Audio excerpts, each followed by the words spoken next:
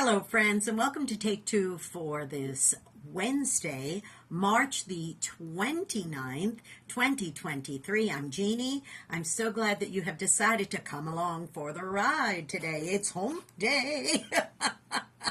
Well, I am continuing my series on sacrifices.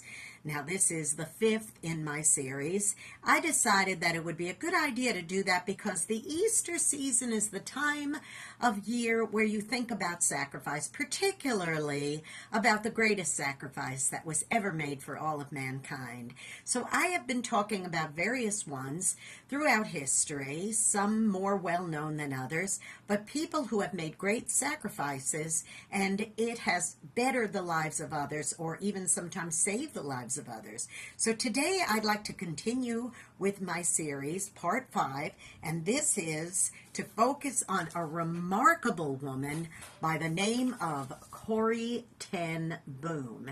Now, if you're not sure who she is or even what kind of a name that is, it's actually a Dutch name. Let me tell you a little bit about this amazing woman.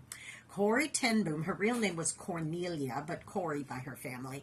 She grew up in a very religious family, very devout Christian people. Now, during World War II, she and her family harbored hundreds of Jewish people to protect them from the Nazi authorities. When they were discovered and the Gestapo raided the home, the entire ten Boom family were arrested and imprisoned. Now, a lot of people were arrested and imprisoned and killed during the Nazi regime in World War II. But let me tell you about this lady. She did not let that rattle her. And I say that because I saw her being interviewed on a talk show one time, and she was telling about when she was actually in the concentration camp, and they would try to have like underground Bible studies in the concentration camp. And she was Dutch, so she had this wonderful Dutch accent, and she talked like this.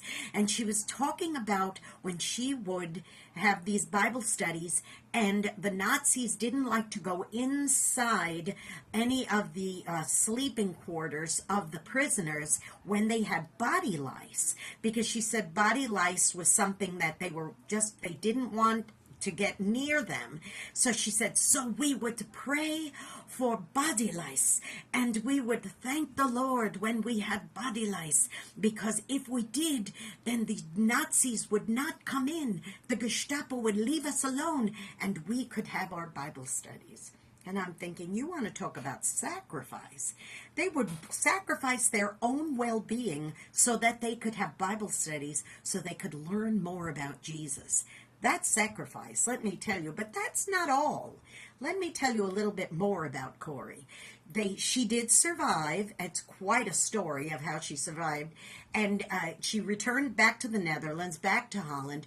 After the war, she set up a rehabilitation center for the concentration camp survivors. Now, in the Christian spirit in which she was so devoted, she also took in those who had cooperated with the Germans during the occupation, and in 1946 she began a worldwide ministry that took her to more than 60 countries around the world.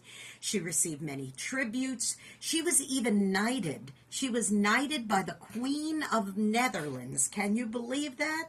And in 1971, she wrote a book about her World War II experiences called The Hiding Place. And in 1975, it was even made into a major motion picture. Now, she lived a good, long life, which is not common for people who had gone through what she'd been through. But at 85, she started having a series of strokes. She became paralyzed, unable to speak. And Corrie ten Boom, this remarkable woman, great sacrificing woman, she died on her 91st birthday in 1983. What a woman of sacrifice. I encourage you, if you have never read the book The Hiding Place or seen the movie, please do that, because her story is just absolutely amazing. Corrie ten Boom, a woman of great sacrifice. Now, like Corrie, go out and be a blessing to someone today, okay? Because you may end up being the only one who is. And also, listen, don't forget, subscribe to my YouTube channel if you haven't done so already. Jeanne Sigler, JeanneSigler. Hit the subscribe button, that notification bell. I'll notify you every time I'm going to do another Take Two. Now, listen, the reason why I really would like you to do this especially is so that you could see the others in this series on sacrifice that you may have missed, okay? And also, listen, for great music, great programming, don't forget UltimateOldiesRadio.com every Saturday at 9 Eastern, 8 Central AM and PM. You can hear my program through the eyes of a New York woman.